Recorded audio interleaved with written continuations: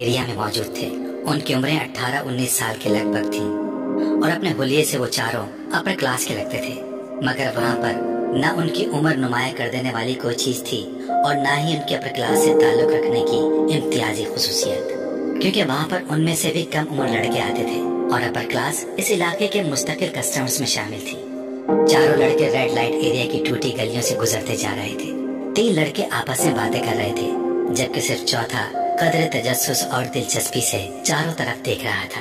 यूँ लग रहा था जैसे वो पहली बार वहाँ आया था और इन तीनों के साथ थोड़ी देर बाद होने वाली उस गुफ्तगू से ये जाहिर हो गया था कि वो वाकई वहाँ पहली बार आया था। गली के दोनों अतराफ में खुले दरवाजों में बनाव सिंगार किए नीम उरिया कपड़ों में मलबूस हर उम्र और हर शक्ल की औरत खड़ी थी। सफेद, सांवली, सियाह, गंदुमी, बहुत खूबसूरत, दरमियानी और मामूली शक्ल सूरत वाली।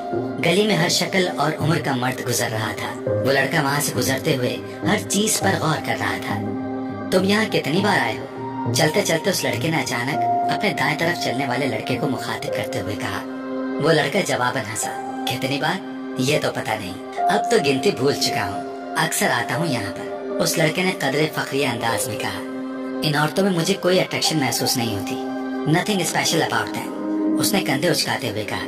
अगर कहीं रात ही गुजारनी हो तो कम से कम माहौल तो अच्छा हो, ये तो बहुत गंदी जगह है। उसने गली में मौजूद गढ़ों और कूड़े के ढेरों को देखते हुए कुछ नागवारी से कहा। फिर गर्लफ्रेंड्स के होते हुए यहाँ आने की क्या जरूरत है? उसने इस बार अपनी भवें उचकाते हुए कहा। इस जगह का अपना एक चार्म है। गर्लफ्रेंड्स और यहाँ की औरतों का कोई मुकाबला नहीं है। गर्लफ्रेंड्स इस तरह के डांस तो नहीं दिखा सकती जो अभी कुछ देर बाद तुम देखोगे। तीसरा लड़का हंसा। और फिर पाकिस्तान की जिस बड़ी एक्ट्रेस का डांस दिखाने हम तुम्हें ले जा रहे हैं, वो तो बस। दूसरे लड़के की बात को पहले लड़के ने काट दिया। उसका डांस तो तुम पहले भी देख चुके हो। अरे वो कुछ भी नहीं था, भाई की शादी पर एक मुजरा किया था, मगर यहाँ पर तो बात ही कुछ और होती है। वो एक्ट्रेस तो एक पोश इलाके में रहती है, फिर यहाँ क्यों आती है? पहले लड़के ने कुछ गैर मुतमईन अंदाज से पूछा। ये तुम आज खुद उससे पूछ लेना, मैं कभी उससे इस तरह के सवाल नहीं करता। दूसरे लड़के की बात पर दोनों लड़के हंसे, मगर तीसरा उसी तरह चुपती हुई नजरों से उसे देखता रहा। उनका सफर बिलाखिर गली के आखिर में एक इमारत के सामने खत्म हो गया। इमारत के नीचे मौजूद दुकान से तीनों लड़कों ने मोती के बहुत से हार खरीदे और अपनी कलाइयों में लपेट लिए। एक हार दूसरे लड़के ने उस लड़के की कलाई में भी लपेट दिया जो वहाँ आने पर एतराज कर रहा था। फिर उन लोगों ने वहाँ से पान खरीदे, तंबाकू वाला पान। दूसरे लड़के ने उस लड़के को भी दिया जो शायद जिंदगी में पहली बार पान खा रहा था। पान खाते हुए वो चारों उस इमारत की सीढ़ियां चढ़ने लगे। ऊपर पहुंचकर पहले लड़के ने एक बार फिर तनकीदी नजरों से चारों तरफ देखा और फिर उसके चेहरे पर इत्मीनान की एक झलक नमूदार हुई। वो जगह बहुत साफ सुथरी और खासी हद तक आरास्ता थी। गाँव तकिए और चांदनियां बिछी हुई थी और बारीक पर्दे लहरा रहे थे।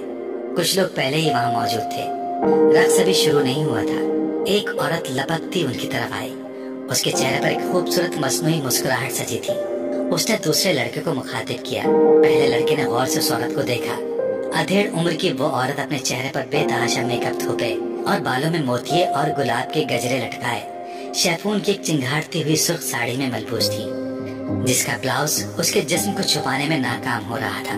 मगर वो जिस्म को छुपाने के लिए पहना भी नहीं गया था। इन चारों को वो एक कोने में ले गई और वहाँ उसने उन्हें बिठा दिया। लड़के ने बैठते ही मुंह में मौजूद पान उस उगालदान में थूक दिया जो उनके करीब मौजूद था, क्योंकि पान मुंह में होते हुए उससे बात करना मुश्किल हो रहा था। पान का जायका भी उसके लिए कुछ ज्यादा खुशगवार नहीं था। तीनों लड़के बैठकर मध्यम आवाज में बातें करने लगे, जबकि पहला लड़का उस हॉल के चारों तरफ मौजूद गाँव तकियों से टेक लगाए हुए लोगों को देखता रहा, जिनमें से कुछ अपने सामने शराब की बोतलें और नोटों की गड्डियां रखे बैठे थे। उनमें से अक्सरियत सफेद लट्ठे के कलफ लगे कपड़ों में मलबूस थी। उसने ईद के इज्तिमात के अलावा आज पहली बार किसी और जगह पर सफेद लिबास पहनने वालों का इतना बड़ा इज्तिमा देखा था। खुद वो अपने साथियों की तरह सिया जीन्स और उसी रंग के आधे बाजुओं वाली टी शर्ट में मलबूस था। उनकी उम्र के कुछ और लड़के भी वहाँ उन्हीं की तरह जीन्स और टी शर्ट्स में मलबूस थे। थोड़ी देर बाद एक औरत उसी तरह चीखते चिंगाड़ते रंगों वाले कपड़ों में मलबूस वहाँ आकर हॉल के दरमियान बैठकर एक गजल सुनाने लगी थी। उसके साथ कुछ साजिंदे भी थे।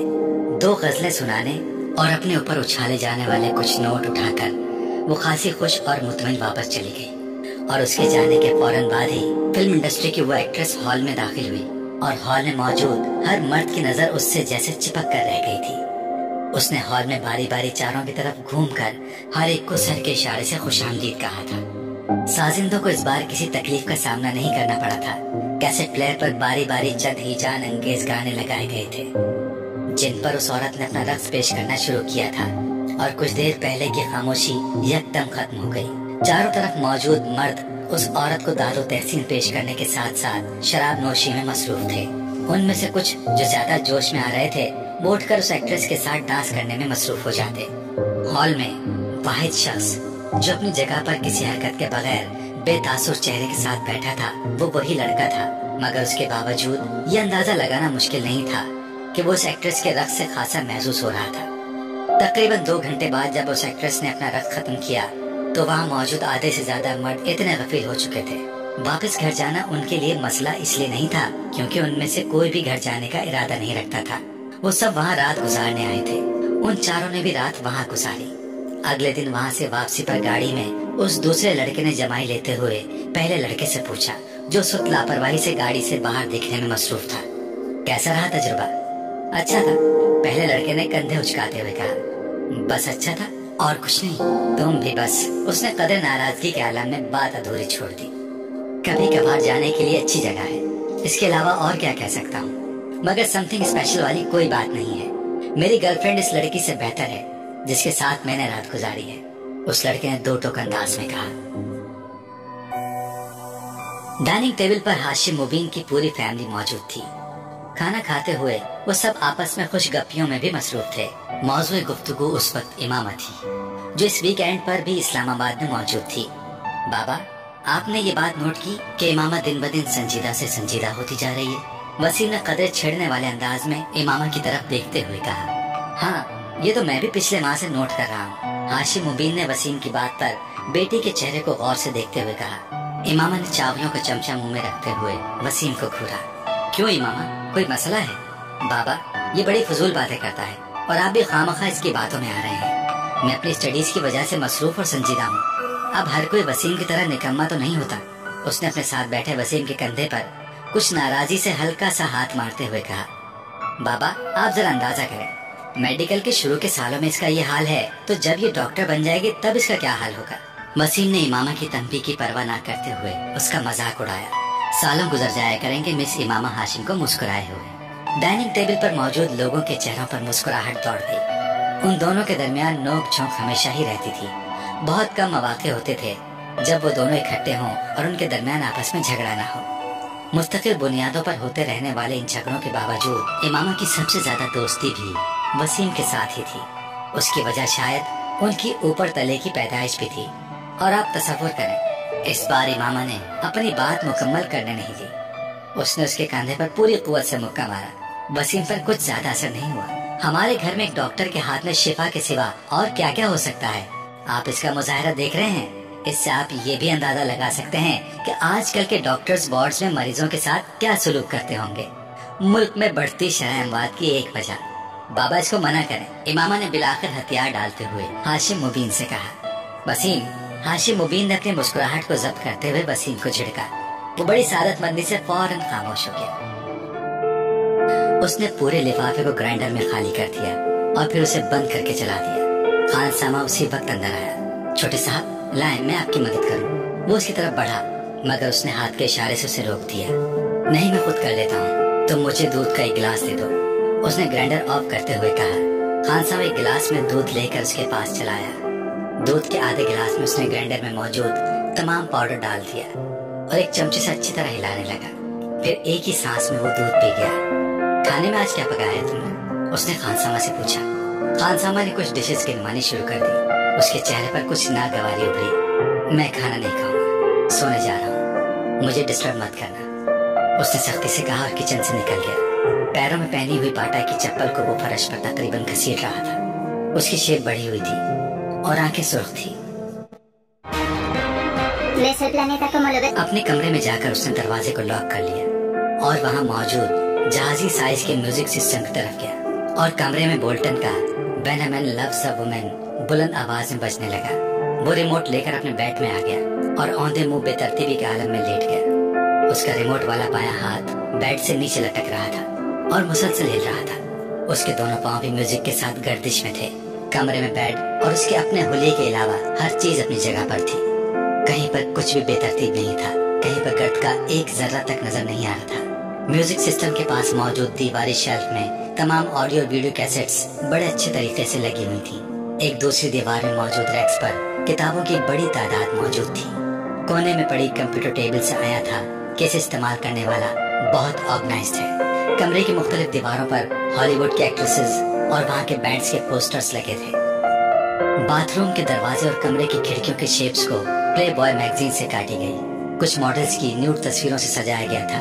कमरे में पहली बार दाखिल होने वाला दरवाजा खोलते ही बहुत बुरी तरह चौंकता, क्योंकि बिल्कुल सामने खिड़कियों के शीशों पर मौजूद वो तस्वीरें चंद लम्हों के लिए देखने वालों को तस्वीरें नहीं बल्कि असल लड़कियां नजर आती थी। उन तस्वीरों को वहां लगाते हुए तरतीब का खास ख्याल रखा गया था। म्यूजिक सिस्टम जिस दीवार के साथ मौजूद था, उसी दीवार के एक कोने में दीवार पर एक इलेक्ट्रिक गिटार लटकाया गया था और उसी कोने में एक कीबोर्ड भी स्टैंड पर रखा हुआ था। दीवार पर गिटार से कुछ फासले पर पिक्कोलो, फ्लूट और ऑबवे भी लटकाए गए थे। इस कमरे के मकीन को यकीनन म्यूजिक से गहरी दिलचस्पी थी। बेड के बिल्कुल सामने वाली दीवार में मौजूद कैबिनेट में टीवी मौजूद था और उसी कैबिनेट के मुख्तलिफ खानों में मुख्तलिफ ट्रॉफीज और शील्ड्स पड़ी हुई थी। कमरे का चौथा कोना भी खाली नहीं था। वहाँ दीवार पर मुख्तलिफ रैकेट्स लटके हुए थे। उनमें से एक टेनिस का था और 2 स्क्वॉश के। इन रैकेट्स को दीवार पर लटकाने से पहले नीचे पोस्टर्स लगाए गए थे और फिर रैकेट्स इस तरह लटकाए गए थे कि यूं लगता था कि वो रैकेट्स उन खिलाड़ियों ने पकड़े हों। टेनिस के रैकेट के नीचे गैब्रिएला सबाटनी का पोस्टर था, जबकि स्क्वॉश के एक रैकेट के नीचे जहांगीर खान का पोस्टर था, जबकि दूसरे रैकेट के नीचे रॉडनी मार्टिन का। कमरे में वाहिद जगह जहां बेतरतीबी थी वो डबल बेड था जिस पर वो लेटा हुआ था। सिल्क की बेड शीट बुरी तरह सलवट ज़दा थी और उस पर इधर उधर चंद पोर्नोग्राफी के गैर मुल्की मैगजीन पड़े थे जिनमें प्ले बॉय नुमाया था। बेड पर एक पेपर कटर और कागज की कुछ छोटी छोटी कतरनें भी पड़ी हुई थी। यकीनन कुछ देर पहले वो इन मैगजीन से तस्वीरें काट रहा था। च्युइंगम्स के कुछ रैपर्स भी तोड़े मोड़े बेड पर ही पड़े हुए थे। डनहिल का एक पैकेट और लाइटर भी एशट्रे के साथ बेड पर ही पड़ा हुआ था, जबकि सिल्क की सफेद चमकदार बेडशीट पर कई जगह ऐसे निशान थे जैसे वहाँ पर सिगरेट की राख भी थी। कॉफी का एक खाली मग भी बेड पर पड़ा हुआ था और उसके पास एक टाई और रिस्ट वॉच भी थी। इन सब चीजों से कुछ फासले पर सिरहाने एक मोबाइल पड़ा था जिस पर एकदम कोई कॉल आने लगी थी। बेड पर औंधे मुंह लेटा हुआ वो नौजवान अब शायद नींद के आलम में था, क्योंकि मोबाइल के बीप पर उसने सर उठाए बगैर अपना दायां हाथ बेड पर इधर उधर फेरते हुए जैसे मोबाइल तलाश करने की कोशिश की, मगर मोबाइल उसके हाथ की रसाई से बहुत दूर था। उस पर मुसलसल कॉल आ रही थी। कुछ देर इसी तरह इधर उधर हाथ फेरने के बाद उसका हाथ साकित हो गया। शायद अब वो वाकई सो चुका था, क्योंकि उसके थरकते पैर रुक चले थे। मोबाइल पर अब भी कॉल आ रही थी। बेड से बाहर निकलते हुए उसके बाएं हाथ में पकड़ा हुआ रिमोट एकदम उसकी गिरफ्त से निकलकर नीचे कारपेट पर गिर पड़ा। माइकल बोल्टन की आवाज अभी भी कमरे में गूंज रही थी, When a man loves a woman। फिर एकदम कमरे के दरवाजे पर किसी ने दस्तक दी और फिर दस्तक की ये आवाज बढ़ती ही गई। मोबाइल की कॉल खत्म हो चुकी थी। दरवाजे पर दस्तक देने वाले हाथ बढ़ते गए। वो बेड पर औंधे मुंह बेहिस हरकत पड़ा था। डोंट टेल मी इमामा, क्या तुम वाकई इंगेज हो?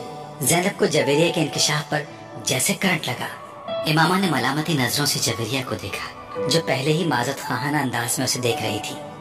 उसे नहीं, मुझे देखकर बताओ, क्या तुम वाकई इंगेज हो? ज़ैनब ने इस बार उसे कुछ झड़कते हुए कहा। हाँ, मगर ये इस कदर गैर मामूली और हैरत अंगेज वाक़या तो नहीं कि तुम इस पर इस तरह रिएक्ट करो, इमामा ने बड़ी रसानियत से कहा। वो सब लाइब्रेरी में बैठी हुई थी और अपनी तरफ से हत्तुल मकदूर सरगोशियों में बातें कर रही थी। मगर तुम्हें हमें तो बताना चाहिए था, आखिर राज में रखने की क्या जरूरत थी? इस बार राबिया ने कहा। राज में तो नहीं रखा, बस ये कोई इतना अहम वाक़या नहीं था कि तुम्हें बता दे। और फिर तुम लोगों से मेरी दोस्ती तो अब हुई है, जबकि इस मंगनी को कई साल गुजर चुके हैं, इमामा ने वजाहत करते हुए कहा। कई साल से क्या मुराद है तुम्हारी? मेरा मतलब है 2-3 साल। फिर भी इमामा, बताना तो चाहिए था तुम्हें। ज़ैनब का एतराज अभी भी अपनी जगह कायम था। इमामा ने मुस्कुराते हुए ज़ैनब को देखा। अब करूंगी तो किसी और को बताऊं या ना बताऊं, तुम्हें जरूर बताऊंगी। वेरी फनी, ज़ैनब ने उसे घूरते हुए कहा। और कुछ नहीं तो तुम हमें कोई तस्वीर वगैरह ही लाकर दिखा दो मौसूफ की। है कौन, नाम क्या है, क्या करता है? राबिया ने हमेशा की तरह एक ही सांस में सवाल दर सवाल कर डाले। फर्स्ट कजन है, असद नाम है। इमामा ने रुक रुक कर कुछ सोचते हुए कहा। MBA किया है उसने और बिजनेस करता है। शक्लो सूरत कैसी है? इस बार ज़ैनब ने पूछा। इमामा ने गौर से उसके चेहरे को देखा। ठीक है, मैं तुमसे पूछ रही हूँ, लंबा है, डार्क है, हैंडसम है? इस बार इमामा मुस्कुराते हुए कुछ कहे बगैर ज़ैनब को देखती रही। इमामा ने अपनी पसंद से ये मंगनी की है। वो अच्छा खासा गुड लुकिंग है। जवेरिया ने इस बार इमामा की तरफ से जवाब देते हुए कहा। हाँ, हमें अंदाजा कर लेना चाहिए था, आखिर वो इमामा का फर्स्ट कजन है। अब इमामा, तुम्हारा अगला काम ये है कि तुम हमें उसकी तस्वीर लाकर दिखाओ। ज़ैनब ने कहा। नहीं, इससे पहले का जरूरी काम ये है कि तुम हमें कुछ खिलाने पिलाने ले चलो। राबिया ने मदाखलत करते हुए कहा। फिलहाल तो यहाँ से चले, हॉस्टल जाना है मुझे। इमामा यकदम उठकर खड़ी हो गई तो वो भी उठ गई। वैसे जवेरिया, तुमने ये बात पहले क्यों नहीं बताई? साथ चलते हुए ज़ैनब ने जवेरिया से पूछा। भाई, इमामा नहीं चाहती थी, इसलिए मैंने कभी इस मौजू पर बात नहीं की। जवेरिया ने माजत खाना अंदाज में कहा। इमामा ने मुड़कर एक बार फिर जवेरिया को घूरा। उसकी नजरों में तंबी थी। इमामा क्यों नहीं चाहती थी? मेरी मंगनी होती तो मैं तो शोर मचाती हर जगह, वो भी उस सूरत में जब ये मेरी अपनी मर्जी से होती। ज़ैनब ने बुलंद आवाज में कहा। इमामा ने इस बार किसी रद्द अमल का इजहार नहीं किया। आपका बेटा आबादी के उस 2.5% हिस्से में शामिल है जो 150 से ज्यादा का IQ लेवल रखते हैं। इस IQ लेवल के साथ जो कुछ वो कर रहा है वो गैर मामूली सही मगर गैर मुतवक्का नहीं है। इस गैर मुल्की स्कूल में सालार को जाते हुए अभी सिर्फ 1 हफ्ता हुआ था जब सिकंदर उस्मान और उनकी बीवी को वहाँ बुलवाया गया था। स्कूल के साइकोलॉजिस्ट ने उन्हें सालार सिकंदर के मुख्तलिफ IQ टेस्ट के बारे में बताया था, जिसमें उसकी परफॉर्मेंस ने उसके टीचर्स और साइकोलॉजिस्ट को हैरान कर दिया था। इस स्कूल में वो 150 IQ लेवल का पहला और वाहिद बच्चा था और चंद ही दिनों में वो वहाँ सबकी तवज्जो का मरकज बन गया था। सिकंदर उस्मान और उनकी बीवी से मुलाकात के दौरान साइकोलॉजिस्ट को उसके बचपन के बारे में कुछ और खोज लगाने का मौका मिला। वो काफी दिलचस्पी से सालार के केस को स्टडी कर रहा था और दिलचस्पी की ये नौयत प्रोफेशनल नहीं जाती थी। अपने कैरियर में वो पहली बार इस IQ लेवल बच्चे का सामना कर रहा था। सिकंदर उस्मान को आज भी वो दिन अच्छी तरह याद था। सालार उस वक्त सिर्फ 2 साल का था और गैर मामूली तौर पर वो इस उम्र में एक आम बच्चे की निस्बत ज्यादा साफ लहजे में बात करता था और उसकी बातों की नौयत ऐसी होती थी कि वो और उनकी बीवी अक्सर हैरान हो जाते। एक दिन जब वो अपने भाई से फोन पर बात करने के लिए फोन कर रहे थे तो सालार उनके पास खड़ा था। वो उस वक्त टीवी लाउंज में बैठे थे और फोन पर बातें करने के साथ साथ टीवी भी देख रहे थे। कुछ देर बाद उन्होंने फोन रख दिया। रिसीवर रखने के फौरन बाद उन्होंने सालार को फोन का रिसीवर उठाते हुए देखा। हेलो अंकल, मैं सालार हूँ, वो कह रहा था। उन्होंने चौंक कर उसे देखा। वो इत्मीनान से रिसीवर कान में लगाए किसी से बातों में मसरूफ था। मैं ठीक हूँ, आप कैसे हैं? सिकंदर ने हैरत से उसे देखा। पहले उनके जहन में यही आया कि वो झूठ मूठ फोन पर बातें कर रहा है।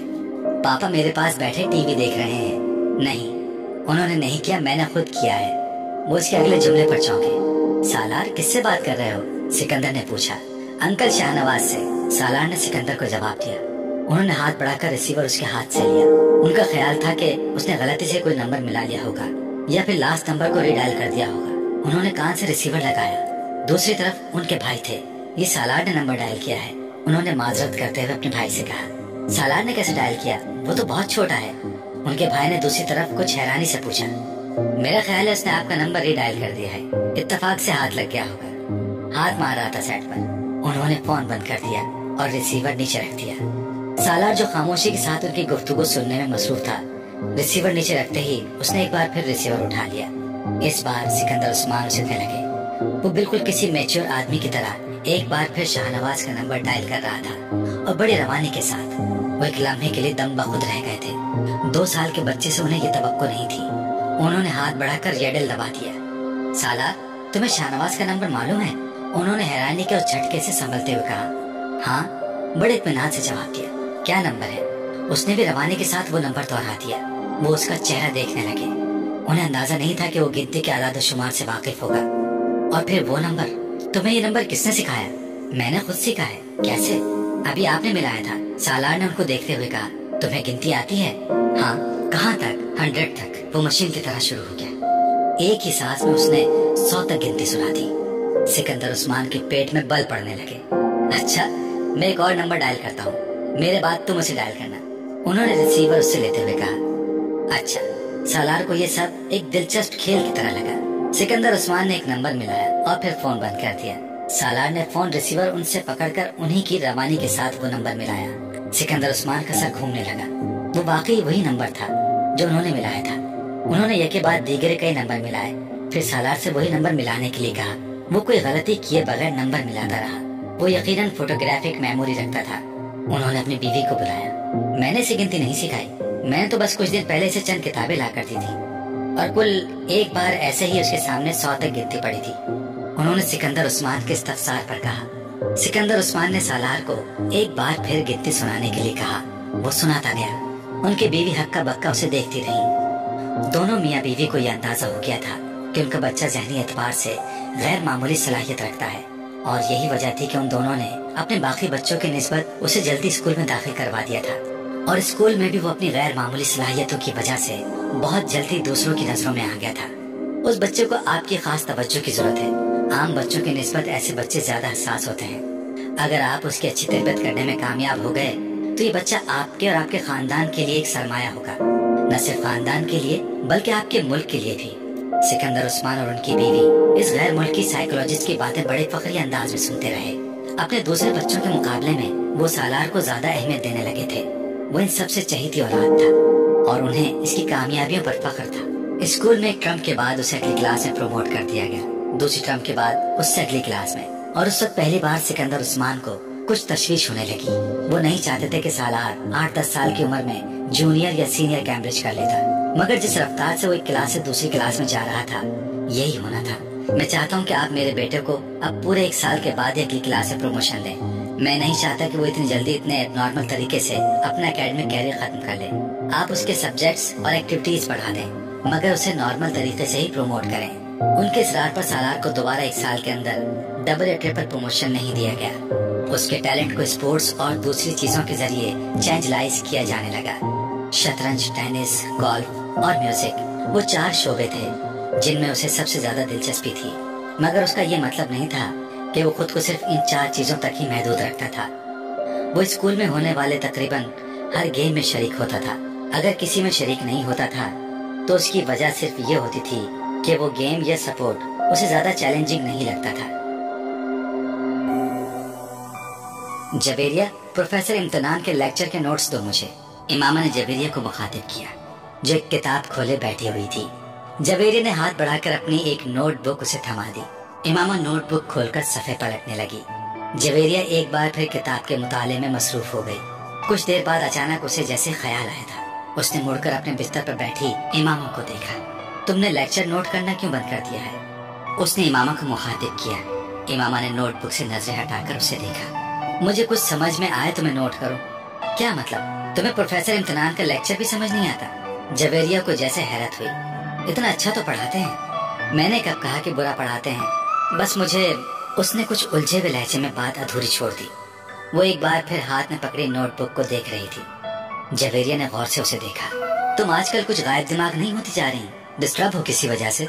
जवेरिया ने अपने सामने रखी किताब बंद करते हुए बड़े हमदर्दाना लहजे में कहा। डिस्टर्ब? वो बड़बड़ाई। नहीं, ऐसी कोई बात नहीं। तुम्हारी आंखों के गिर्द हल्के भी पड़े हुए हैं। कल रात को शायद 3:30 का वक्त था जब मेरी आंख खुली और तुम उस वक्त भी जाग रही थी। मैं पढ़ रही थी, उसने मदाफियाना लहजे में कहा। नहीं, सिर्फ किताब अपने सामने रखे बैठी हुई थी, मगर किताब पर नजर नहीं थी तुम्हारी। जवेरिया ने उसका उज़र रद्द करते हुए कहा। तुम्हें कोई मसला तो नहीं है? क्या मसला हो सकता है मुझे? फिर तुम इतनी चुप चुप क्यों रहने लगी हो? जवेरिया उसकी टाल मटोल से मुतासिर हुए बगैर बोली। नहीं, मैं क्यों चुप रहूंगी? इमामा ने मुस्कुराने की कोशिश की। मैं तो पहले ही की तरह बोलती हूँ। सिर्फ मैं ही नहीं, बाकी सब भी तुम्हारी परेशानी को महसूस कर रहे हैं। जवेरिया संजीदगी से बोली। कोई बात नहीं है, सिर्फ स्टडीज की टेंशन है मुझे। मैं यकीन नहीं कर सकती, हम भी तुम्हारे साथ हैं। तुम्हें हमसे ज्यादा टेंशन तो नहीं हो सकती? जवेरिया ने सर हिलाते हुए कहा। इमामा ने गहरा सांस लिया। अब वो जिद हो रही थी। तुम्हारे घर में तो खैरियत है ना? हाँ, बिल्कुल खैरियत है। असजद के साथ कोई झगड़ा तो नहीं हुआ? असजद के साथ झगड़ा क्यों होगा? इमामा ने उसी अंदाज से पूछा। फिर भी इख्तिलाफ तो एक बहुत ही। जवेरिया की बात उसने दरमियान में ही काट दी। जब कह रही हूँ कि कोई मसला नहीं है तो तुम्हें यकीन क्यों नहीं आ रहा? इतने सालों से कौन सी बात है जो मैंने तुमसे शेयर नहीं की? या जो तुम्हें पता नहीं है, फिर भी तुम इस तरह मुझे मुजरिम समझकर तफ्तीश कर रही हो। वो अब खफा हो रही थी।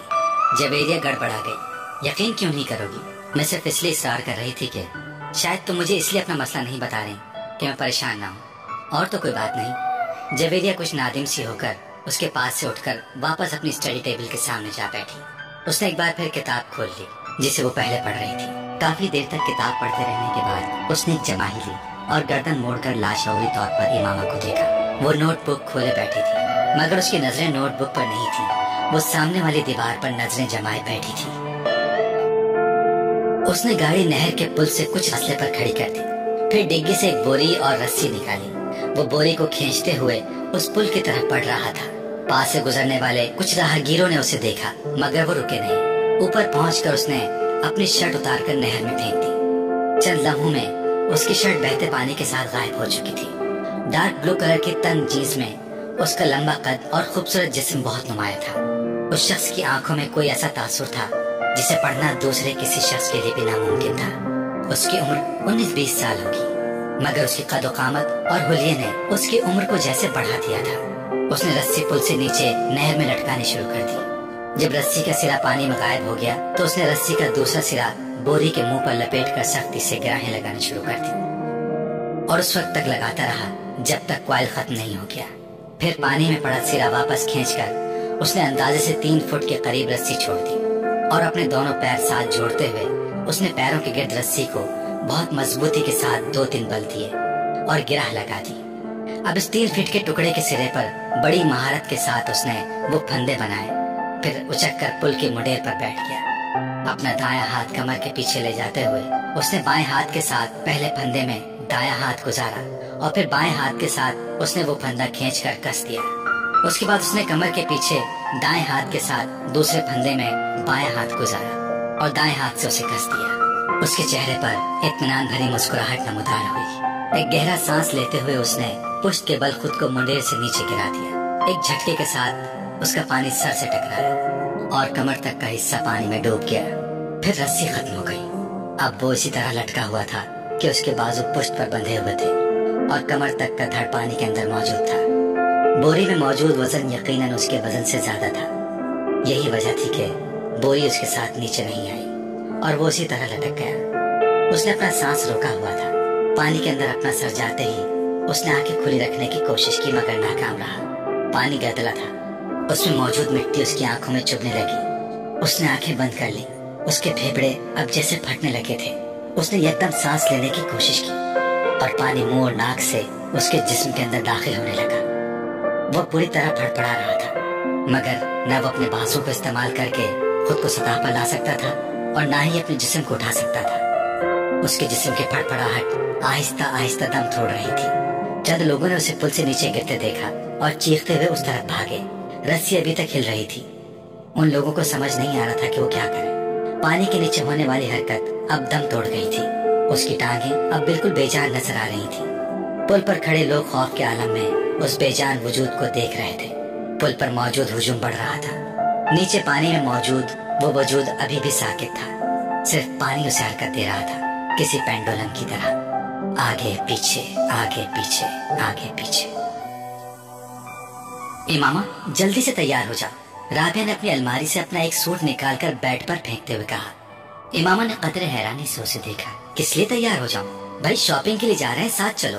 राबिया ने उसी तेज रफ्तारी के साथ इस तरह का प्लग निकालते हुए कहा। नहीं, मुझे कहीं नहीं जाना। उसने एक बार फिर अपनी आंखों पर अपना बाजू रखते हुए कहा। वो अपने बिस्तर पर लेटी हुई थी।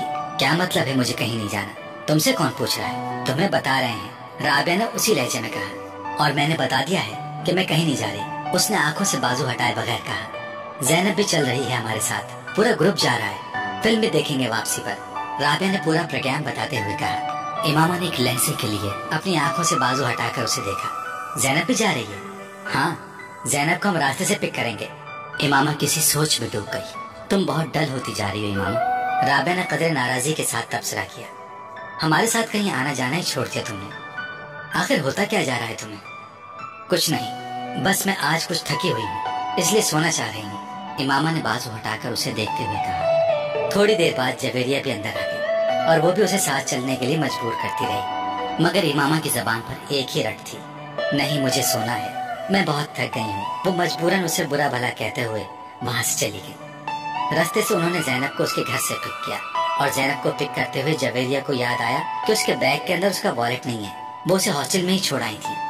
हॉस्टल वापस चलते हैं, वहाँ से वॉलेट लेकर फिर बाजार चलेंगे। जवेरिया के कहने पर वो लोग दोबारा हॉस्टल चली आई, मगर वहाँ आकर हैरानी का सामना करना पड़ा क्योंकि कमरे के दरवाजे पर ताला लगा हुआ था। ये मामा कहाँ है? राबिया ने हैरानी से कहा।